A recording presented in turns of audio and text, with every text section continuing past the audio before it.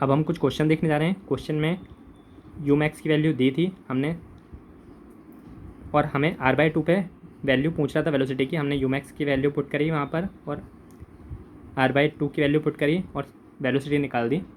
ऐसे ही अगर पाइप में जो फ्लो हो रहा है और दोनों पॉइंट पर हमें प्रेशर दिया हुआ है तो हमें जो प्रेशर डिफरेंस का फॉर्मूला पता है 32 μV/d², उसको यूज़ करके हम ईजिली वेलोसिटी निकाल सकते हैं। यहाँ पर याद रखना काइनेमेटिक विस्कोसिटी और डायनामिक विस्कोसिटी में दिया रहती है, क्या दी है ये इंपॉर्टेंट है। हमेशा मेनली काइनेमेटिक विस्कोसिटी प्रोवाइड की रहती है। हम रेनॉल्ड नंबर देख लेते हैं, VD/न्यू। इसी में रेनॉल्ड नंबर कैलकुलेट करना था और डिस्चार्ज कैलकुलेट करना था। वेलोसिटी की मदद से रेनॉल्ड नंबर भी कैलकुलेट हो गया और डिस्चार्ज भी कैलकुलेट हो गया। अब कुछ बहुत ही ज़्यादा इंपॉर्टेंट क्वेश्चन है वो देख लेते हैं। जैसे ये एक इंजेक्शन है, उसमें ये प्लंजर है और ये नीडल है। यहाँ पर फोर्स लगा रहे हैं हमें कुछ भी नहीं करना है। सेक्शन 1 और सेक्शन 2 पे जहाँ से नीडल इंजेक्ट कर रहा है फ्लूइड, वहाँ पर बर्नौली लगा देनी है। हमने 1 और 2 में बर्नौली लगाई तो बर्नौली की equation P1/W + V1² / 2G + Z1 = P2/W + V2² / 2G + Z2। हमने जो भी प्रेशर लग रहा था और वेलोसिटी भी दी थी तो हमने प्रेशर वाली टर्म लिखी, वेलोसिटी वाली टर्म लिखी और = यहाँ पर जो होगा, यहाँ पर प्रेशर एटमॉस्फेयर है तो प्रेशर 0 हो जाएगा और V2² / 2G कर दिया हमने। A1V1 = A2V2 से पहले ही वेलोसिटी कैलकुलेट कर ली थी 2 की, तो यहाँ पर वेलोसिटी पुट कर दी और यहाँ से हमारा प्रेशर आ गया। हमें फोर्स कैलकुलेट करना था, कितना फोर्स लगाएंगे प्लंजर पर तब फ्लूइड इंजेक्ट होने लगेगा। तो हमने सीधे F की वैल्यू P1A1 से निकाल देंगे प्रेशर। अब हमें उसने पहले क्वेश्चन में बोला ही नहीं था कि फ्रिक्शन कंसिडर करना है, पर अब हमें सेकंड केस में बोल रहा है कि प्लंजर में फ्रिक्शन कंसिडर मत करो, तो हम नीडल में फ्रिक्शन कंसिडर कर सकते हैं। तो नीडल में फ्रिक्शन कंसिडर कर लिया हमने। HL नीडल सेम वही बर्नौली इक्वेशन लगेगी प्लस HL नीडल लग जाएगा। यहाँ से हमें पता है HL नीडल जो होता है FLV² / 2G होता है। F की value 64 by Reynold number put करनी पड़ेगी। यहाँ से HL की वैल्यू आएगी, HL की वैल्यू हम यहाँ पुट करेंगे, बाकी सारी इक्वेशन सेम होगी। यहाँ से P1 की वैल्यू चेंज हो जाएगी, P1 की वैल्यू चेंज हो जाएगी तो फोर्स भी चेंज हो जाएगा। अब ऐसे ये भी बहुत अच्छा क्वेश्चन है, जब भी जो पाइप है वो इंक्लाइन दिया है, पाइप अगर इंक्लाइन दिया है और उसका क्रॉस सेक्शन चेंज नहीं हो रहा है तो अब पीजोमेट्रिक हेड डिसाइड करेगा कि किस डायरेक्शन में फ्लूइड फ्लो हो रहा है और डायरेक्शन बहुत ही ज़्यादा इंपॉर्टेंट है। तो हमें पहले टोटल एनर्जी निकालनी पड़ेगी 1 और 2 पे। टोटल एनर्जी पीजोमेट्रिक हेड ही डिसाइड कर रहा है किस डायरेक्शन में फ्लूइड फ्लो होगा। मैं पीजोमेट्रिक हेड निकाला P1/W + Z1 P2/W + Z2। यहाँ पर एंगल 40 डिग्री दिया था तो जो Z2 हो गया वो 10 sin 40 हो गया। यहाँ से हमने Z2 निकाला, यहाँ से PH1 PH2 आ गया। PH1 PH2 से बड़ा आ रहा था तो हमें पता चल गया कि 1 से 2 की तरफ फ्लूइड फ्लो होगा। और हमसे हेड लॉस पूछा था, उसने अलग अलग चीज़ें पूछी थी। हेड लॉस पूछा था, उसके बाद डिस्चार्ज पूछा था, उसके बाद रेनॉल्ड नंबर भी पूछा था, उसके बाद वेलोसिटी भी पूछी थी। तो हमने हेड लॉस सीधे PH1 - PH2 से निकाल दिया। हमसे उसने जो हमारा हेड लॉस आया है उससे FLV² / 2GD फार्मूला यूज़ करके वेलोसिटी निकाल दी और जो वेलोसिटी आई है उससे हमने एरिया से मल्टीप्लाई करके डिस्चार्ज निकाल दिया और रेनॉल्ड नंबर भी कैलकुलेट कर लिया ईजिली। अब हमारा ये क्वेश्चन था, इसमें U = V दे दिया था। सिंपल हमने कैलकुलेट कर लिया कि V कहाँ पर हो रहा होगा, R की वैल्यू 0.707 R पर हो रहा होगा। अब हम करेक्शन फैक्टर देख लेते हैं। करेक्शन फैक्टर 2 तरीके के होते हैं, momentum correction factor beta, kinetic energy correction factor alpha. जो मोमेंटम करेक्शन फैक्टर होता है वो होता है momentum per second based on the actual velocity to the ratio momentum per second based on the average velocity. तो जो भी average velocity होता है उसका कॉन्सेप्ट बिल्कुल सिंपल होता है, m./v। m.की वैल्यू ρAV से लिख सकते हैं और एवरेज वेलोसिटी का मोमेंटम आ गया वो ρAV² आ गया। पर जो भी एक्चुअल होता है मोमेंटम हमेशा उसे हमें इंटीग्रेट करके कैलकुलेट करना पड़ता है। तो सिंपल मोमेंटम जो एक्चुअल आया वो dm./u आ गया और यहाँ पर जो dm. की वैल्यू भी है वो ρdAu है, पुट कर दी। जो एक्चुअल मोमेंटम आ गया वो हमारा 0 से r ρu² dA आ गया। तो जो मोमेंटम करेक्शन फैक्टर की वैल्यू आई है वो आती है β = 0 से r u² dA/AV²। β = 0 से r u² dA/AV²। अब हम काइनेटिक एनर्जी करेक्शन फैक्टर देख लेते हैं। काइनेटिक एनर्जी करेक्शन फैक्टर वही होता है kinetic energy per second with respect to actual, kinetic energy per second with respect to average. हमने काइनेटिक एनर्जी एवरेज निकालने के लिए हाफ m.v² लिया, m.की वैल्यू ρAV पुट करी, यहाँ से काइनेटिक एनर्जी एवरेज आ गई। यहाँ पर काइनेटिक एनर्जी एक्चुअल इंटीग्रेट करके कैलकुलेट करनी पड़ेगी तो dm. की वैल्यू ρdAu² पुट करी और उसको काइनेटिक एनर्जी की वैल्यू रख के अल्फ़ा की वैल्यू निकाल दी 0 से r u cube D A by A V cube. अब हमें ये क्वेश्चन दिया था, क्वेश्चन में बोला था कि किसी भी पाइप में अगर लैमिनार सर्कुलर पाइप में अगर लैमिनार फ्लो हो रहा है तो उसमें मोमेंटम करेक्शन फैक्टर की वैल्यू निकाल दो। हमें मोमेंटम करेक्शन फैक्टर का फॉर्मूला पता था 0 से r u square D A by A V square. जो नीचे एवरेज है उसमें पता है हमें जो सर्कल का एरिया होता है, पाइप का एरिया होता है वो पाई आर स्क्वायर होता है, और वेलोसिटी की जो होती है वो यू एवरेज वेलोसिटी होती है वो यू मैक्स बाई 2 होती है। और जो ऊपर वाला करना था वो हमें इंटीग्रेट करके कैलकुलेट करना था 0 से r u square by you square D A. तो जो u का फंक्शन होता है वो u पहले ही बढ़ चुके हैं, U max square 1 minus R square by capital R square होता है, और डी ए की value 2 pi R D R है। हमने सिंपल इसको स्क्वायर को खोला और इंटीग्रेट कर दिया 0 से r में, तो यहाँ से मोमेंटम करेक्शन फैक्टर की वैल्यू 4/3 आ गई है। अब हम बहुत ही ज़्यादा इंपॉर्टेंट फॉर्मूले देखने जा रहे हैं समरी में। जो मोमेंटम करेक्शन फैक्टर की वैल्यू लैमिनार के लिए 1.33 होती है, टर्बुलेंट की वैल्यू 1.2 होती है, और अल्फ़ा की वैल्यू जो काइनेटिक एनर्जी करेक्शन फैक्टर की वैल्यू लैमिनार के लिए 2 होती है और टर्बुलेंट के लिए 1.33 होती है। अब हम कर्व देखने जा रहे हैं लैमिनार और टर्बुलेंट के लिए। जो लैमिनार के लिए जो कर्व होता है एक्चुअल वो पैराबोलिक होता है और एवरेज लीनियर ही होता है। टर्बुलेंट के लिए जो एक्चुअल कर्व होता है वो लॉगरिथमिक होता है और एवरेज लीनियर ही होता है। हमें इस कर्व से ये देखने को मिल रहा है कि जो डेविएशन है वो लैमिनार में ज़्यादा होता है, इसलिए हमें जो करेक्शन फैक्टर है वो ज़्यादा लेना पड़ता है लैमिनार में। जैसे लैमिनार में 1.3 लेना पड़ता था, टर्बुलेंट में 1.2 लेना पड़ता था, लैमिनार में 2 लेना पड़ता था, टर्बुलेंट में 1.33 लेना पड़ता था। इसलिए हमें जिसमें ज़्यादा डेविएशन होता है उसके लिए ज़्यादा करेक्शन फैक्टर लेना पड़ता है। यहाँ पर जबकि देख रहे हैं कि टर्बुलेंट में ये एक्चुअल के करीब ही आ रहा है। इसी वीडियो में हम फ्लो थ्रू पाइप्स का कॉन्सेप्ट देखने वाले हैं। फ्लो थ्रू पाइप्स का कॉन्सेप्ट बहुत ही ज़्यादा इंपॉर्टेंट है, यहाँ से क्वेश्चन बन ही जाते हैं हमेशा।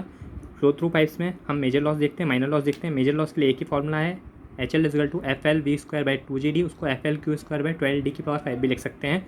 माइनर लॉस देख लेते हैं, माइनर लॉस को डीप में देखते हैं।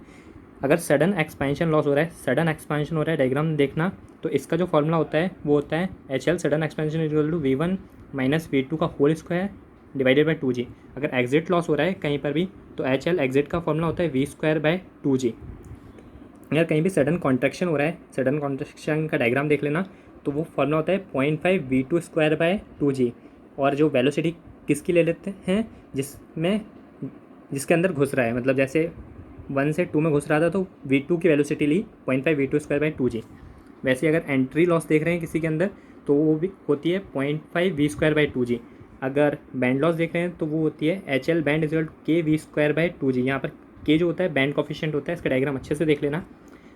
जो भी थीटा होता है, अगर थीटा बढ़ा रहे हैं एंगल ऑफ बैंड का तो लॉसेस बढ़ेंगे, अगर रेडियस बढ़ा रहे हैं बैंड की तो लॉसेस घटेंगे, अगर रेडियस ऑफ कर्वेचर बढ़ा रहे हैं तो लॉस घटेंगे। अब हम ये क्वेश्चन देखने जा रहे हैं। ये क्वेश्चन बहुत ही ज़्यादा इंपॉर्टेंट है। इसमें इन दोनों पोर्शन के बीच में हेड दिया हुआ था हमें, और हमें पूछा था कि अगर हम सिर्फ मेजर लॉस कंसिडर कर लें, मतलब माइनर लॉस को नेगलेक्ट कर दें, तो कितना ज़्यादा एरर शो होगा।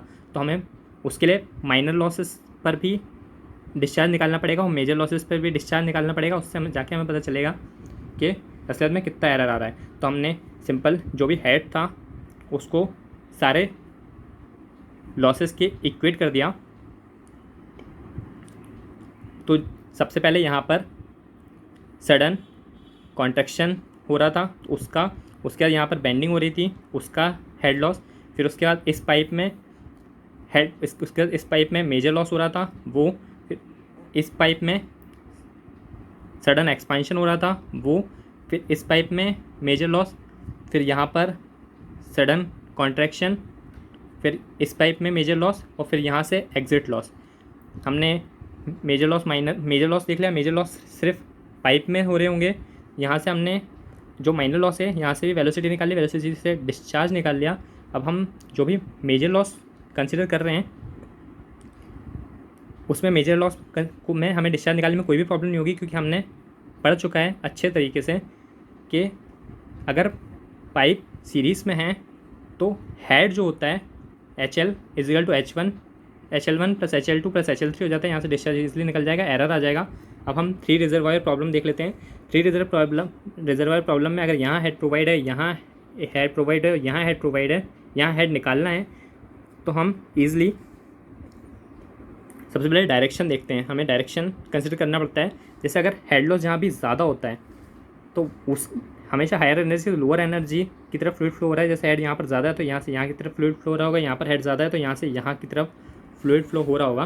तो जैसे ही हमारी डायरेक्शन आ जाएगी, मतलब जो भी Q1 आएगा Q2 आएगा वो Q3 में जाएगा, मतलब डिस्चार्ज Q3 का Q1 + Q2 होगा। यहाँ से हमारी डायरेक्शन पता चल गई। अब हमने ए और डी में इस लेंथ इस पाइप की, वन पाइप की पूरी वैल्यूज़ थी बताई गई थी हमें, और फ्रिक्शन फैक्टर बताया गया था। तो हमने ए और डी में रिलेशन लगा दिया कि एनर्जी जितनी भी ए पर होगी वो एनर्जी डी प्लस इसमें जितना हेड लॉस हो रहा होगा उसके इक्वल होगी। यहाँ से हमने Q1 की वैल्यू दी गई थी इसमें रिलेशन में, यहाँ से हमने ई डी की वैल्यू निकाल ली। ई डी की वैल्यू जैसी आ गई तो हमें पता चल गया कि ई डी पर कितनी एनर्जी है। अब हमने बी पोर्शन और डी पोर्शन में एनर्जी देख ली, तो जो भी बी और डी में हमने एनर्जी का रिलेशन लगाया है वहाँ से हमें Q2 पता चल जाएगा कि कितना डिस्चार्ज यहाँ से यहाँ पर आएगा। हमने उससे डिस्चार्ज निकाल लिया Q2। अब हमें पता चल गया था Q3 जो यहाँ से डिस्चार्ज आ रहा होगा, यहाँ से डिस्चार्ज हो रहा होगा वो Q3 में जा रहा होगा। तो Q3 की वैल्यू Q1 + Q2 हो गई, यहाँ से Q3 की वैल्यू आ गई। अब हम D और C में, मतलब जो D है और C है उसमें रिलेशन लगा लेंगे, तो हमारी जो भी एनर्जी एट D होगी वो energy C plus head loss in this pipe होगी। तो हमने फार्मूला लगा दिया, यहाँ से हमारा HC की वैल्यू आ गई ईजिली। अब हम हाइड्रोलिक एनर्जी लाइन देख लेते हैं और टोटल एनर्जी लाइन देख लेते हैं। जो भी हाइड्रोलिक ग्रेडियंट लाइन होती है वो पीजोमेट्रिक हेड से डिफाइन होती है, मतलब Z1 + P1/W और Z2 + P2/W से हाइड्रोलिक ग्रेडियंट लाइन डिफाइन होगी। वैसे टोटल एनर्जी लाइन होगी, उसमें वेलोसिटी का फंक्शन भी आ जाएगा। तो जो भी हाइड्रोलिक ग्रेडियंट लाइन होती है वो राइज भी हो सकती है, फॉल भी हो सकती है, और जो टोटल एनर्जी लाइन रहती है वो हमेशा फॉल ही होगी।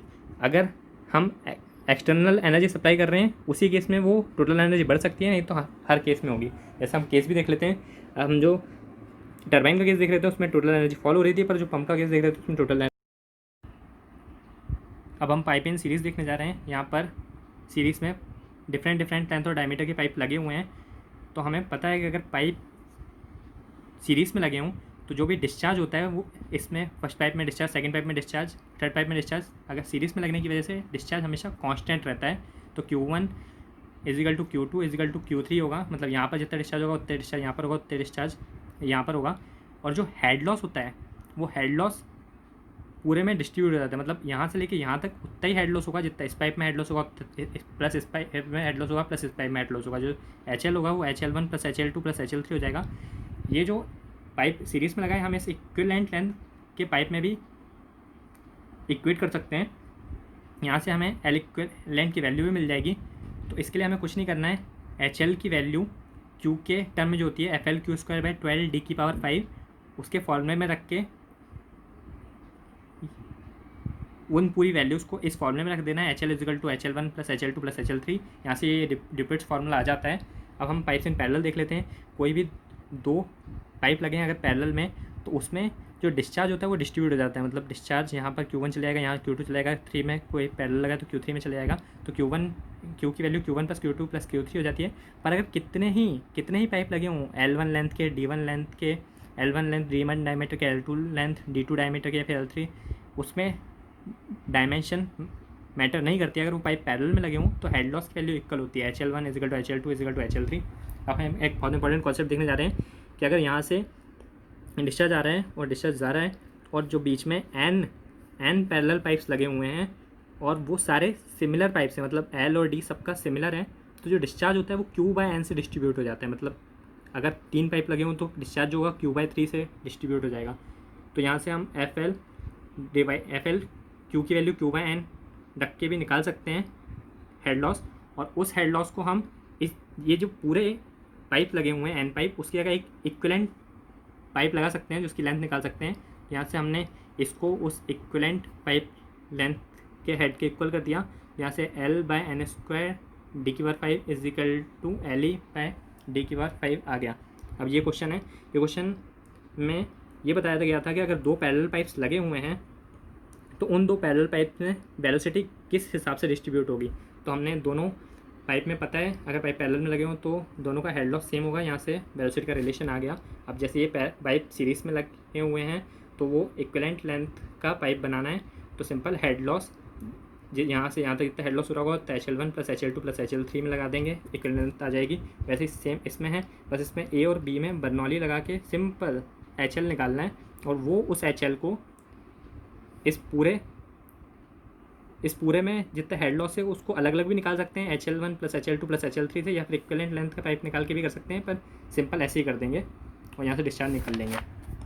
अब हम पावर ट्रांसमिशन थ्रू पाइप्स का कॉन्सेप्ट देखने जा रहे हैं। जो भी हेड होता है, जो भी पावर होती है वो हेड के डायरेक्टली प्रोपोर्शनल में वेरी करती है। Power is equal to WQH theoretical power, पर जो एक्चुअल पावर होती है वो power is equal to WQH minus HL। यहाँ पर HL हेड लॉस होता है। अब हम पावर का फॉर्मूला देखने जा रहे हैं। WQ is equal to H minus HL। यहाँ पर HL की वैल्यू FL/Q² 12 D⁻⁵ होती है। अब मैक्सिमम पावर निकालने के लिए उसको DQ से डिफ्रेंशिएट करेंगे और 0 पुट कर देंगे।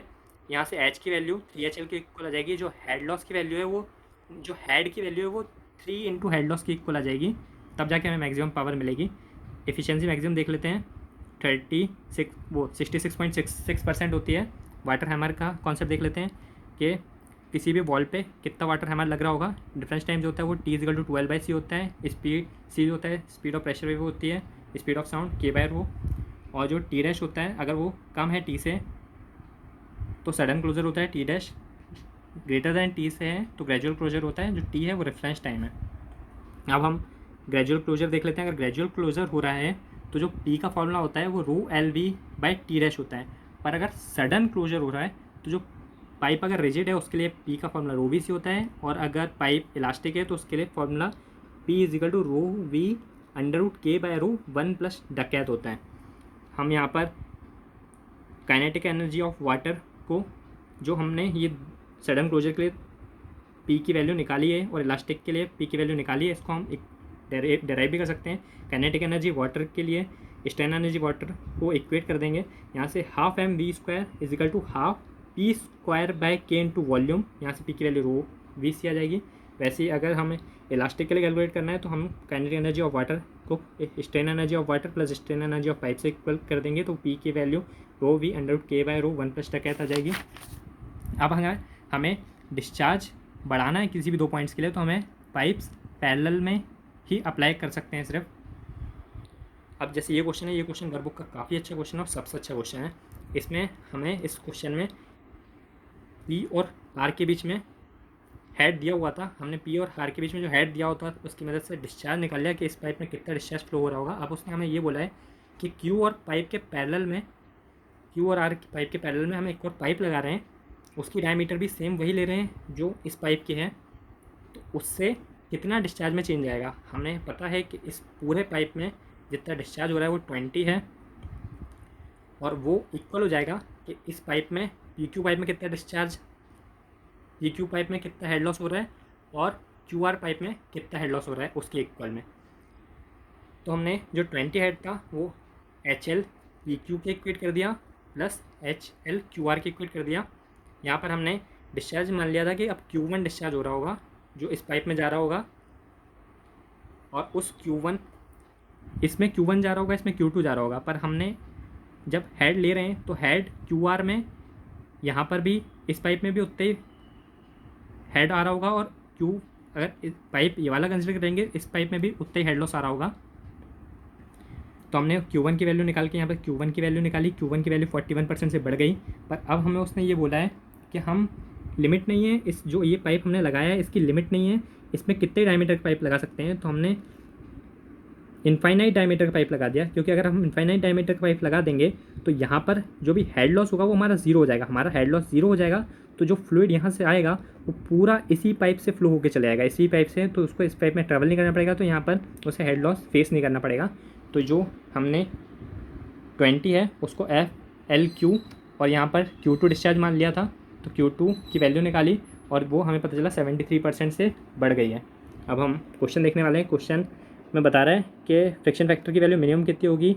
अगर लेमिनार फ्लो है तो रेनॉल्ड की वैल्यू मैक्सिमम ले ली, लेमिनार की 2000, यहाँ से फ्रिक्शन फैक्टर की वैल्यू आ गई। अब हमें U = U0 यानी यू मैक्सिमम का रिलेशन दिया था, हमें पता चल गया था कि यू नॉट यू मैक्सिमम के इक्वल होगा। पर जो प्रेशर का फॉर्मूला होता है उसमें 32 mu V L by D square होता है, और जो वी की वैल्यू है हमारी वो होती है यू मैक्स बाई 2। तो हमने वी की value you max by 2 put करी, यहाँ से प्रेशर के रिलेशन में चेंज आ गया, वो 16 mu V L by D square आ गया। ये काफ़ी अच्छा क्वेश्चन था। जो भी हमारा डिस्चार्ज निकलता है वो 0 से आर यू डी ए में निकलता है, यहाँ से फॉर्मूला आता है by U max R square by 2। पर अगर हमें डिस्चार्ज निकालना हो 0 से आर बाई 2 में, तो उसके लिए हमें पूरा इंटीग्रेट करना पड़ेगा, और यहाँ पे यू का फंक्शन वही होता है U max 1 minus R square by R, और डी ए की value 2 pi R D R. तो यहाँ से जो यू क्यू डैश की वैल्यू आएगी वो 7/16 टाइम्स क्यू आएगी। अब हमें ये क्वेश्चन था, ये क्वेश्चन भी काफ़ी अच्छा था। अगर डी की वैल्यू डी बाई 2 कर दिए तो एच एल में क्या वेरिएशन आएगा। अगर हम फॉर्मूले से देखेंगे तो हमें सीधा लगेगा कि एफ एल क्यू वो इन्वर्सली प्रोपोर्शनल टू डी की पावर 5 है, तो हमें सीधा 32 टाइम्स चेंजेस आ जाएंगे। पर ऐसा नहीं होता है, फ्रिक्शन फैक्टर की वैल्यू भी जब ओपन करते हैं तो 64 बाय रो बी डी म्यू होती है। तो यहाँ पर जो डी आता है और जो वी की वैल्यू भी जब ओपन करते हैं तो 4 cube by pi D square आता है। तो यहाँ से जो डी की वैल्यू होती है वो 1 बाई डी आ जाती है, जिससे जो ये रिलेशन है हमारा ये डी की पावर 4 में वेरी करने लगता है। अच्छा क्वेश्चन है, काफ़ी देख लेना है एक बार फिर से। एच एल की वैल्यू जो F L Q square by 12 D की पावर 5 है, इसमें हमें ये बोल रहा है कि अगर हमने डिस्चार्ज को वेराई कर दिया प्लस 25% से, तो फ्रिक्शन फैक्टर में कितना वेरिएशन आएगा। बाकी हमने फ्रिक्शन फैक्टर और डिस्चार्ज का रिलेशन बना लिया, बाकी सी रखा, एल एन ले लिया। एल एन में जब हमने वैल्यू पुट कर ली 25% तो हमारे डिस्चार्ज में आ गया -12.5%।